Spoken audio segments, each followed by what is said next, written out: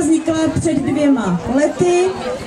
Dosaženým úspěchem píší, že úspěchem je pro ně to, že i přes pracovní a školní povinnosti se dokáží sejít a nacvičit to, co nám tu dneska zatancují. Kdo je vede? Hezké, všichni navzájem, protože tam není asi žádná autorita, tam to vedou všechny. Nejoblíbenější tancem je Katy Perry.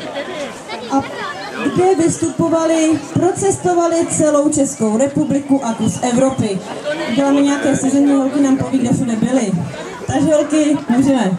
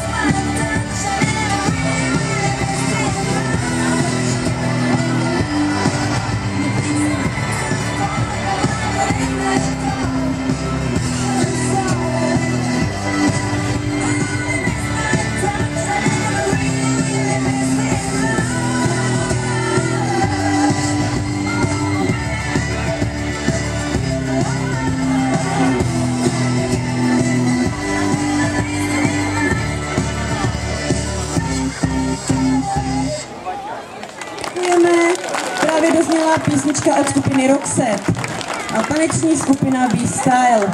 Děkujeme, holky. Bude chvilinku pauzička, aby se nachystali i další, například malý aerobik ode mě. A poprosím opět děti, mohou na atrakce